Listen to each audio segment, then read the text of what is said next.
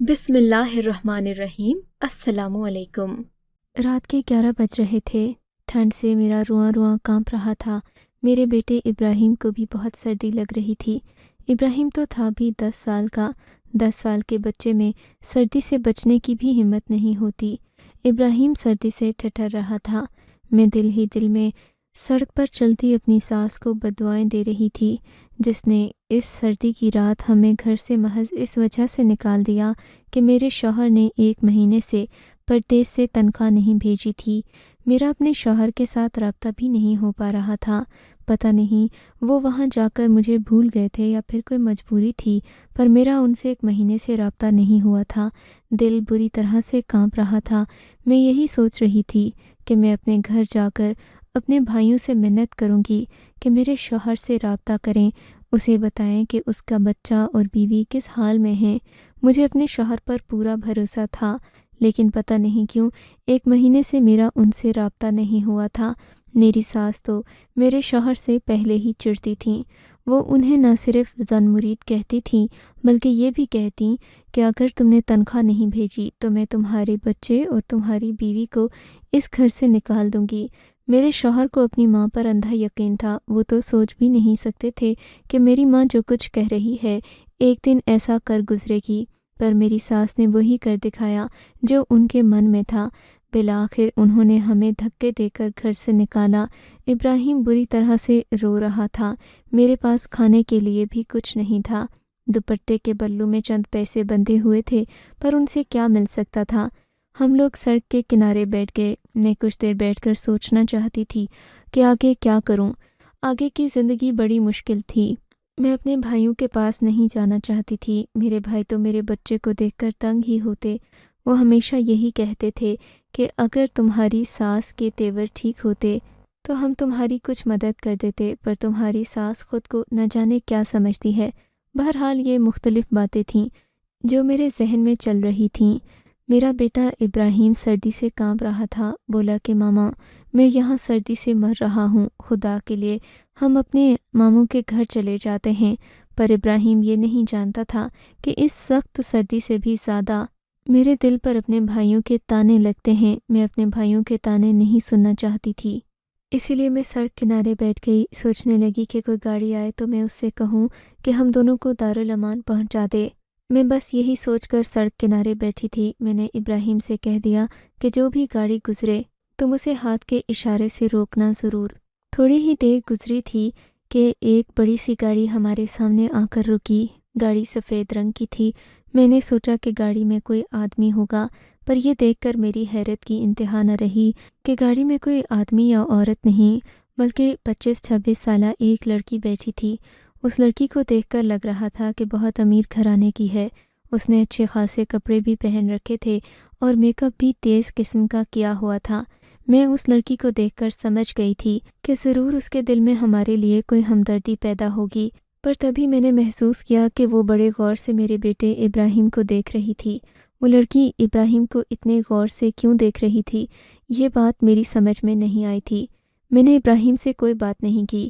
ابراہیم بھی ہکا بکا کھڑا اس لڑکی کو دیکھ رہا تھا۔ نہ ہی وہ ابراہیم کو جانتی تھی، نہ ابراہیم اسے جانتا تھا، مگر لڑکی کے چہرے پر عجیب سے تاثرات تھے۔ وہ ابراہیم کو سر سے پاؤں تک دیکھ کر کہنے لگی، کیا ہوا؟ تم لوگ یہاں سڑک پر کیوں کھڑے ہو؟ کیا میرے گھر چلو گے؟ اس کی بات سن کر میرے دل میں خوشی کے مارے لڈو پھوٹنے لگے تھے۔ اتنی امیر لڑکی مجھے اپنے گھر لے کر جائے گی، میں نے دل میں سوچا اور سوچتے ہی خوش ہو گئی، پر سوچا کہ تھوڑا تو تکلف رکھنا چاہیے۔ تبھی میں نے کہا کہ میں دارالامان جانا چاہتی ہوں۔ اس لڑکی نے کچھ سوچ کر ہم دونوں کو اپنی گاڑی میں بیٹھنے کا کہا۔ لڑکی کی گاڑی کی قیمت بھی اچھی خاصی تھی۔ میں نے اسے دیکھا تو یہی ذہن میں خیال آیا کہ یہ ہماری مدد ضرور کرے گی۔ تبھی اس نے مجھ سے کہا کہ تم دارالامان جانا چاہتی ہو۔ اس کا رویہ میرے ساتھ بالکل مختلف تھا، میرے بیٹے کے ساتھ مختلف تھا۔ میں نے کہا کہ جی ہاں، مجھے میری ساس نے گھر سے نکال دیا ہے۔ میں طلاق یافتہ عورتوں جیسی زندگی گزار رہی ہوں، بس اسی وجہ سے مجھے آپ دارالامان پہنچا دیں۔ میری بات سن کر اس لڑکی نے میری طرف دیکھا بھی نہیں اور بولی کہ ٹھیک ہے، میں تمہیں دارالامان تو پہنچا دوں گی، پر تمہارے بیٹے کا کیا ہوگا؟ تمہارا بیٹا تو چھوٹا سا ہے۔ دارالامان میں تو صرف عورتیں ہی رہتی ہیں، تمہارے بیٹے کی عمر 8-10 سال لگتی ہے۔ یہ ہے تو عمر میں کم ہی، لیکن دارالامان والے صرف عورتوں کو پناہ دیتے ہیں، بچوں کے لیے تو یتیم خانے اور دوسرے ادارے ہیں۔ یہ سن کر میں پریشان ہو گئی۔ تو پھر کیا سوچا ہے تم نے؟ وہ لڑکی یکدم میری طرف دیکھ کر بولی، جیسے وہ مجھے میرے بیٹے سے الگ کرنا چاہتی ہو۔ کیا مطلب ہے جی؟ کیا سوچا میں نے؟ میں اپنے بیٹے کے ساتھ ہی رہوں گی، الگ تو نہیں رہ سکتی نا۔ ہاں وہ تو میں سمجھتی ہوں، لیکن دیکھو تم تو ابھی دارالامان جانے کی بات کر رہی ہو۔ دارالامان میں تم اپنے بیٹے کے ساتھ نہیں رہ سکتی، تو اگر کہو میں تمہارے بیٹے کو کسی یتیم خانے میں چھوڑ آتی ہوں۔ نہیں جی، مجھے اپنے بیٹے کو یتیم خانے میں نہیں چھوڑنا، اس کا باپ زندہ ہے، وہ کچھ عرصے کے بعد جب پردیس سے لوٹے گا تو پھر میرے بیٹے کو واپس اپنے پاس بلا لے گا، مجھے بھی اپنے پاس ہی رکھے گا۔ یہ تو وقتی میری ساس نے ہم دونوں کو گھر سے نکال دیا، ورنہ ہم کوئی لاوارث نہیں ہیں۔ میری بات سن کر وہ لڑکی عجیب سے ہنسی اور کہنے لگی، میں تو آپ کو سمجھدار خاتون سمجھتی تھی، پر آپ اپنے بیٹے کی زندگی بھی برباد کر رہی ہیں۔ دیکھیں، آپ کے بیٹے کو پڑھنے کی ضرورت ہے، آپ کی زندگی تو گزر گئی ہے، کم از کم اس چھوٹے کی زندگی برباد نہ کریں۔ آپ اسے میرے ساتھ بھیج دیں، میں اس کا اسکول میں داخلہ بھی کرواؤں گی، اس کا کھانے پینے کا خیال بھی رکھوں گی اور باقی ضرورتیں بھی پوری کروں گی۔ مجھے اس عورت کا اپنے بیٹے پر مہربان ہونا بڑا عجیب سا لگا۔ میں آپ کی بات کی قدر کرتی ہوں، بہت شکریہ کہ آپ نے مجھے اس قابل سمجھا، مگر میں اپنے بیٹے سے بے پناہ محبت کرتی ہوں، اپنے بیٹے کے بنا رہ نہیں سکتی۔ اسی لیے اگر آپ مجھے اپنے گھر میں نوکرانی کے طور پر ہی رکھ لیں تو مجھے کوئی اعتراض نہیں ہے۔ میں آپ کے گھر کو بھی سنبھال لوں گی، آپ سے کوئی تنخواہ بھی نہیں لوں گی، بدلے میں آپ میرے بیٹے کو سنبھال لینا۔ دیکھو بیوی، مجھے کام والی کی ضرورت نہیں ہے، میں تمہارے بیٹے کو بنا کسی معاوضے کے سنبھال سکتی ہوں، لیکن تم یہ بتاؤ کہ تم اپنے بیٹے کے بغیر رہنے کو اتنا برا کیوں سمجھ رہی ہو؟ بے وقوف ماں مت بنو، ورنہ تو تم اپنے بیٹے کی زندگی برباد کر دو گی۔ نہیں جی، ایسا تو ہرگز نہیں ہے، میں اپنے بیٹے سے محبت کرتی ہوں اور اللہ کرے گا 1 مہینے کے بعد اس کے ابا آ جائیں گے تو اس کی زندگی پہلے سے بہت بہتر ہو جائے گی۔ باقی تو ہم غریب لوگ ہیں، ہماری زندگی میں اور ہے ہی کیا جس کی ہمیں تمنا ہو سوائے روٹی، کپڑے اور مکان کے۔ جب میں تمہیں سب کچھ دینے کو تیار ہوں تو تم اپنے بیٹے کو میرے پاس کیوں نہیں چھوڑ سکتی؟ اب اس عورت کی ضد پر مجھے مزید شک ہو رہا تھا۔ آپ کا بہت شکریہ، آپ ہمیں کسی قریبی پناہ گاہ میں ہی ڈراپ کر دیں، ہم وہاں چلے جائیں گے، رات گزر جائے تو کل کے بارے میں سوچ لیں گے۔ میں اپنے میکے چلی جاؤں گی، وہاں رہنا مشکل تو ہے، لیکن اپنے گھر کی اگر دہلیز کے باہر بھی رہنا پڑے، گھر کی چھت پر بھی سونا پڑے تو مجھے قبول ہے، لیکن میں اپنے بیٹے کو کسی کے پاس نہیں چھوڑ سکتی۔ یہ سن کر اس عورت کے ماتھے پر بل پڑ گئے۔ دیکھیے جی، میں تو آپ کے بھلے کی بات کر رہی تھی، لیکن پتہ نہیں کیوں آپ کو مجھ پر یقین نہیں آ رہا۔ اب اس عورت کی بات سن کر میں پریشان ہو گئی تھی، میں کشمکش میں پڑ گئی تھی کہ ہم غریبوں سے اسے کیا مطلب ہوگا، میرے بیٹے کی بھلائی کے لیے ہی کہہ رہی ہوگی۔ پر پھر میری ممتا غالب آ گئی۔ میں نے کہا کہ میں آپ کو جانتی نہیں ہوں، اسی لیے آپ پر بھروسہ نہیں کر سکتی، آپ بس مجھے کسی لنگر خانے میں ہی اتار دیں۔ چلیے، میں آپ کو ایک آفر کرتی ہوں۔ وہ لڑکی گاڑی روک کر بولی۔ مجھے اب اس کی باتوں کی اہمیت کا اندازہ ہو رہا تھا، کیونکہ اس نے لنگر خانے کے باہر گاڑی روکی تھی اور لنگر خانے کے باہر عجیب آدمی سو رہے تھے، انہیں دیکھ کر ہی ڈر لگ رہا تھا۔ 1-2 عورتیں بھی تھیں، پر مجھے کیا پتا کہ یہ عورتیں کون تھیں، کیسی تھیں۔ کم از کم جس لڑکی کے ساتھ میں ابھی بیٹھی تھی، یہ پڑھی لکھی تو لگ رہی تھی، اس کے اندر بات کرنے کی بھی تمیز تھی، نہ ہی اس کے جسم سے بدبو آ رہی تھی اور نہ یہ کوئی خراب قسم کی لگتی تھی، غیر شادی شدہ معلوم ہوتی تھی۔ میں اس سے کہنے ہی لگی تھی کہ وہ میرے بیٹے کو بھلے سے اپنے ساتھ لے جائے کہ تبھی اس نے میری طرف دیکھا اور بولی، تم اپنے بیٹے کو 1 رات کے لیے میرے گھر بھیج دو، میں تمہیں بدلے میں 20,000 روپے دوں گی۔ اس کی یہ بات سن کر میں حیران ہو گئی تھی۔ میں اپنے بیٹے کو 1 رات کے لیے آپ کے گھر چھوڑ دوں؟ آپ مجھے 20,000 دیں گی، مگر کیوں؟ میرے بیٹے میں ایسا کیا ہے؟ وہ لڑکی ہنسنا شروع ہو گئی۔ وہ دیکھیں، کیا ہے نا کہ میری شادی نہیں ہوئی، میں اپنے گھر میں اکیلی رہتی ہوں اور اکثر اوقات میں لوگوں کی مدد بھی کرتی رہتی ہوں، لیکن بس یہ ہے نا کہ آج کل لوگ کسی پر بھروسہ نہیں کرتے، جیسے آپ کو مجھ پر شک ہو رہا ہے۔ مجھے آپ کا بیٹا بہت پیارا لگا ہے۔ میں چاہتی ہوں کہ یہ ایک دن میرے گھر پر رہے۔ آپ مجھے شریف لگیں تو عورت ہی عورت کو دیکھ کر پہچان جاتی ہے کہ وہ کیسی ہوگی۔ بس میں نے آپ کو دیکھا تو مدد کے لیے کہہ دیا، ورنہ اگر یہاں کوئی مرد بیٹھا ہوتا اس بچے کے ساتھ تو میں اپنی گاڑی روکتی بھی نہیں۔ آپ عورت تھیں، اکیلی بیٹھی تھیں تو میں نے گاڑی روک دی۔ چلے یہ لیں 20,000 روپے، میں آپ کے بیٹے کو لے جاؤں۔ میرا بیٹا بیٹھا ہکا بکا دیکھ رہا تھا، اس کو بھی سمجھ نہیں آ رہا تھا کہ کیا ہو رہا ہے۔ 20,000 روپے کوئی کم رقم نہیں تھی۔ میں نے دل میں سوچ لیا کہ ایک دن سے کیا ہو جائے گا، میں اپنے بیٹے کو جانے دیتی ہوں۔ ویسے بھی سامنے لڑکی ہی تو تھی، کون سا کوئی مرد تھا جو میرے بچے کو مار پیٹ دیتا یا اغوا کر لیتا۔ یہ تو ایک لڑکی تھی، وہ بھی غیر شادی شدہ۔ میں تو اسے کہہ سکتی تھی کہ مجھے ان پیسوں کی ضرورت نہیں ہے، پر ضرورت تو تھی۔ اتنے سارے پیسے میں نے ایک ساتھ کبھی نہیں دیکھے تھے۔ میں نے 20,000 روپے پکڑ لیے، اپنے بیٹے سے کہا کہ بیٹا باجی کے ساتھ چلے جاؤ، یہ تمہارا بہت خیال رکھیں گی، تمہیں ان سے ڈرنے کی ضرورت نہیں ہے۔ میری بات سن کر میرا بیٹا مطمئن ہو گیا۔ ظاہر ہے اسے تو ماں ہی کی ماننا تھی، سمجھدار تھا، بیچارہ بولا بھی نہیں کہ ماں تم 20,000 روپے کے عوض مجھے کیوں بیچ رہی ہو۔ بیچارہ چپ چاپ اس لڑکی کے ساتھ گاڑی میں بیٹھ گیا۔ مجھے بڑی حیرت ہوئی تھی کہ اس لڑکی نے مجھے 20,000 روپے دے دیے۔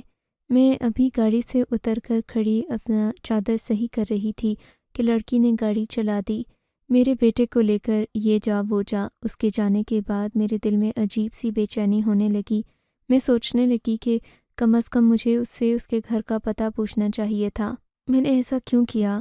میں کتنی بے وقوف ہوں، میں دل میں سوچنے لگی۔ کم از کم میں اسے اس کا نمبر ہی لے لیتی۔ اب اگر وہ میرے بیٹے کو لے کر کہیں چلی گئی تو میں کیا کروں گی؟ میں کتنی بدبخت بدقسمت عورت ہوں جس نے اپنے بیٹے کو، صرف 10 سال کے بیٹے کو، ایک اجنبی کے حوالے کر دیا، وہ بھی بنا کسی پوچھ گچھ کے، بنا کسی مقصد کے۔ ایسا تو ہو ہی نہیں سکتا کہ محض پیار آنے کی وجہ سے اس نے میرے بچے کو اپنے پاس رکھنے کی ضد کی ہو۔ کوئی تو بات ہوگی، کوئی تو فائدہ ہوگا اس عورت کا جو وہ میرے بیٹے کو لے گئی، ورنہ اس طرح تو کوئی کسی کی مالی سرپرستی نہیں کرتا۔ آج کل تو لوگ کسی کو کھانا نہیں دیتے، پھر یہ تو بہت بڑی بات تھی جو اس لڑکی نے کی تھی۔ میرا دل پریشان تو تھا، مگر اس نے کہا تھا کہ وہ صبح میرے بیٹے کو میرے پاس پہنچا دے گی، اسی لیے میں چپ ہو کر بیٹھ گئی تھی۔ ویسے بھی میں اور کر ہی کیا سکتی تھی؟ سخت ٹھنڈ میں مجھے نیند نہیں آ رہی تھی۔ مجھے نہ صرف اپنی فکر تھی بلکہ اپنے بیٹے کی بھی پرواہ تھی۔ میری آنکھوں سے بے اختیار آنسو نکلنے لگے۔ سوچنے لگی کہ اگر اس عورت نے میرے بیٹے کو اغوا کر لیا، مجھے واپس نہیں کیا تو کیا ہوگا، اور مجھے اس کا انتظار کہاں کرنا چاہیے۔ میں نے سوچا کہ میں اسی پناہ گاہ میں اس عورت کا انتظار کروں گی۔ ظاہر ہے نہ وہ مجھے جانتی تھی نہ ہی میں اسے جانتی تھی۔ اس نے جہاں مجھے چھوڑا تھا، صبح میں لنگر خانے کے باہر ہی بیٹھ کر اس لڑکی کا انتظار کرنے لگی۔ 8 سے 9 بج گئے تھے۔ میرے دل کی دھڑکنیں بے ترتیب ہو رہی تھیں۔ میرا بیٹا ابھی تک مجھے نظر نہیں آیا تھا۔ تبھی 10 بجے کے قریب آ کر اس کی سفید گاڑی رکی۔ وہ گاڑی سے اتری، اس کے ساتھ ہی میرا بیٹا بھی گاڑی سے نکل گیا۔ میں نے دیکھا تو میرے بیٹے کی طبیعت بہت زیادہ خراب تھی۔ میں اپنے بیٹے کو اس طرح دیکھ کر پریشان ہو گئی تھی۔ میرے بیٹے سے تو ٹھیک سے چلا بھی نہیں جا رہا تھا۔ میں نے دیکھا تو اس کی آنکھیں بند ہو رہی تھیں، لگتا تھا جیسے اس کی نیند پوری نہیں ہوئی۔ وہ لڑکی خود ہی میرے پوچھے بنا جواب دینے لگی، میں نے آپ کے بیٹے کو تو کہا تھا کہ سو جائے، اور اس کی نیند پوری نہیں ہوئی۔ حالانکہ میں نے اس کا بہت خیال رکھا، مگر شاید ماں کے بغیر اسے نیند نہیں آئی، صبح کے وقت سو گیا ہوگا، اسی وجہ سے اتنا زیادہ تھکا ہوا لگ رہا ہے۔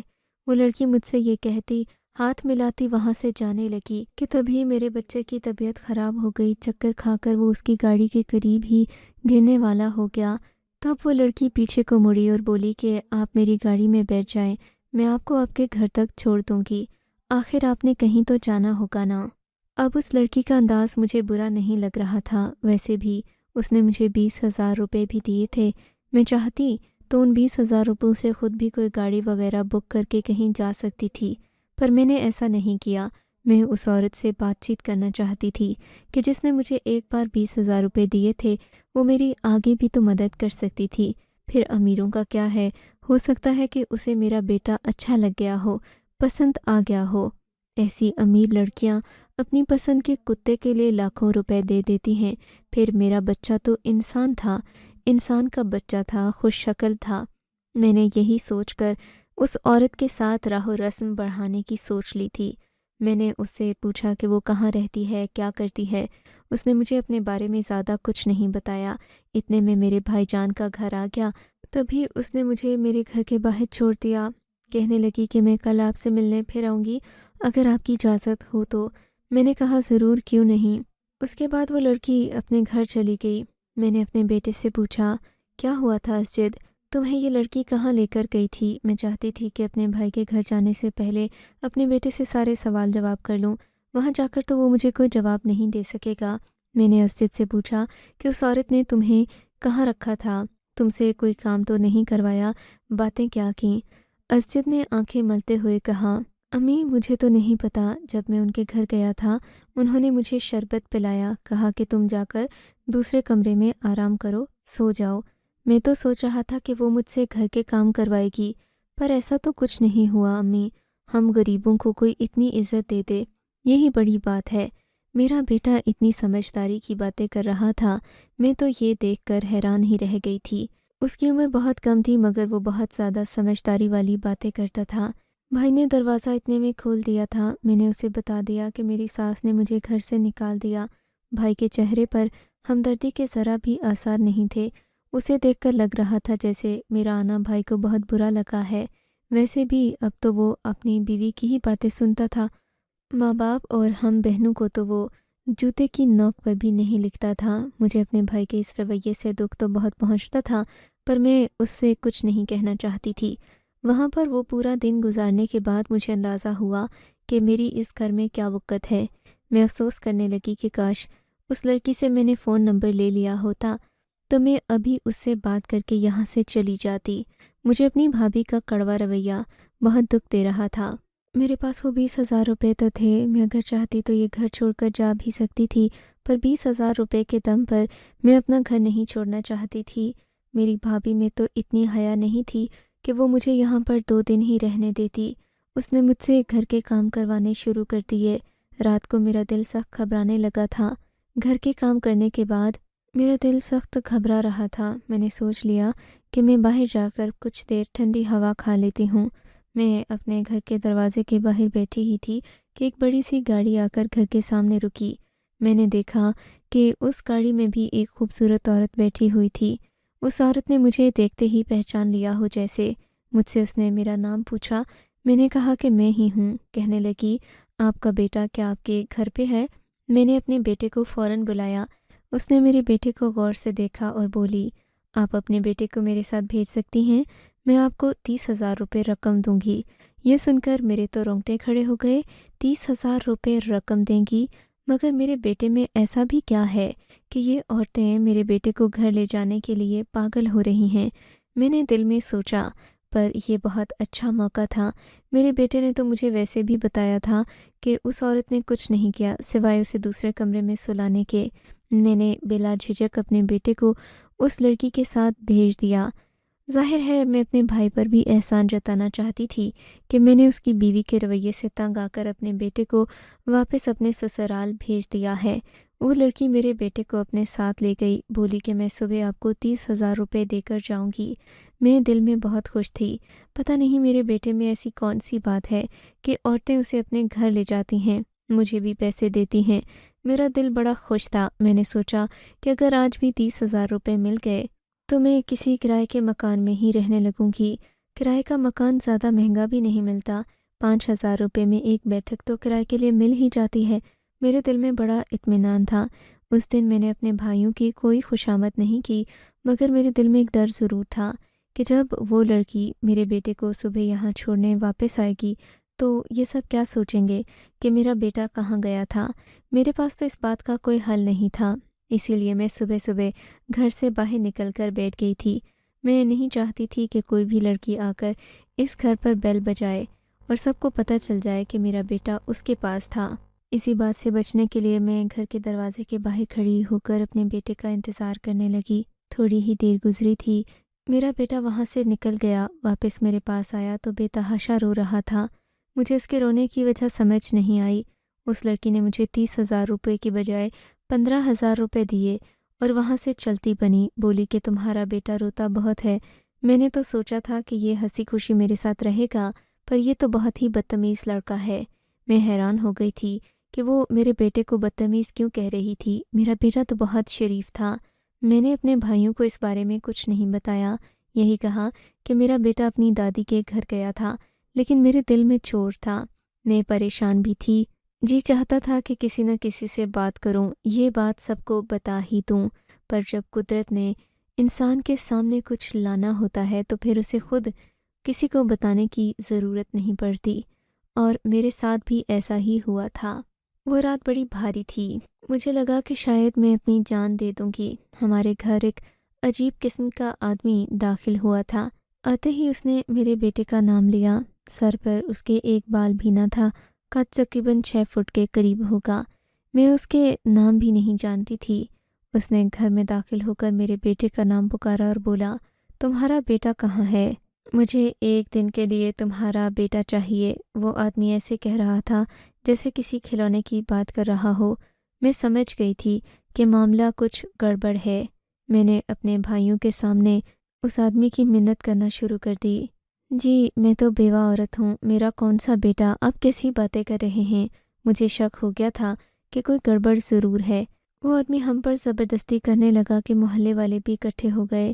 بات آئی گئی ہو گئی، وہ آدمی تو وہاں سے چلا گیا، پر مجھے وہاں سے نکلنا پڑا۔ میں جانتی تھی کہ میرے بیٹے میں ایسی کوئی بات ضرور ہے جو سب لوگ اسے اپنے گھر لے کر جاتے ہیں۔ میں اس لڑکی سے بات کرنا چاہتی تھی جو میرے بیٹے کو پہلی بار وہاں لے کر گئی تھی، پر میرے پاس اس کا کوئی پتہ نہیں تھا۔ میں نے سوچا کہ میں اس بات کا خود ہی پتہ لگاؤں گی۔ میں نے سوچا کہ ہمت کر کے قریبی تھانے چلی جاتی ہوں، اور تو میرے پاس کوئی سہارا نہیں تھا۔ میں نے اپنے بڑے بھائی کو ساری بات بتا دی۔ بڑے بھائی نے مجھے خوب لان تان کی، بولا کہ تم تو سدا کی بے وقوف ہو، اپنے بیٹے کو کیوں بیچ رہی تھی؟ تمہیں پتہ بھی ہے کہ آج کل کا ماحول کیسا ہے۔ تمہارا بیٹا 10 سال کا ہے محض، اس کے ساتھ کچھ بھی ہو سکتا تھا۔ اب تو تم نے ہمارے گھر کا پتہ بھی لوگوں کو بتا دیا ہے۔ تم نہیں جانتی شاید کہ تمہارے بیٹے کے پیچھے لوگوں کا کیا مقصد ہے، پر مجھے تو پتہ ہے۔ اسی لیے تو کل اس آدمی کے آنے پر میں چپ ہو گیا تھا۔ تمہارا بیٹا انٹرنیٹ پر وائرل ہو رہا ہے۔ تمہارے بیٹے کے ساتھ 2 لڑکیوں نے پرتشدد ویڈیو بنائی ہے، اور بس وہی ویڈیو پورے انٹرنیٹ پر چل پڑی ہے۔ تم بیوقوف بدھو عورت، تم نے یہ بھی نہیں سوچا کہ تمہارا بیٹا تمہیں چند روپے کما کر دینے کے لیے عورتوں کے تھپڑ کھا رہا ہے۔ تمہیں اتنی تمیز نہیں ہے کہ تم اپنے لالچ میں اپنے بیٹے کو تو بخش دو۔ تم جیسی بدنصیب بدبخت ماں میں نے آج تک کہیں نہیں دیکھی۔ میرے بھائی کی یہ باتیں سن کر میرے قدموں تلے سے زمین نکل گئی۔ میں نے تو سوچا بھی نہیں تھا کہ حقیقت کا یہ رخ بھی ہوگا۔ میں نے تو کبھی انٹرنیٹ کھول کر نہیں دیکھا تھا، مجھے کیا پتا کہ وہاں کیا کیا ہوتا ہے۔ میں نے اپنے بیٹے کو سینے سے لگا کر خوب پیار کیا، اسے معافی بھی مانگی، لیکن جو داغ اس کے دل پر لگ چکا تھا اسے کیسے دور کروں، میری سمجھ سے باہر ہے۔ اور پھر اس آدمی کا بھی ڈر خوف مجھے الگ ہے، وہ بھی لوگوں میں مشہور ہونے کے لیے میرے بیٹے کو لے کر جانا چاہتا ہے، مگر سمجھ نہیں آتی کہ میں اس کے نرغے سے کیسے بچوں۔ سنا ہے کہ وہ بہت بدمعاش اور بڑا آدمی ہے۔ خدا کے لیے مجھے بتائیے کہ میں کیا کروں۔ آپ کو اگر یہ کہانی اچھی لگی ہے تو اس ویڈیو کو لائک کیجیے، اور اس طرح کی مزید کہانیاں سننے کے لیے ہمارے چینل کو ضرور سبسکرائب کیجیے۔ کہانی سننے کا شکریہ۔ آپ سے ملاقات ہوگی اگلی ویڈیو میں، تب تک کے لیے اللہ حافظ۔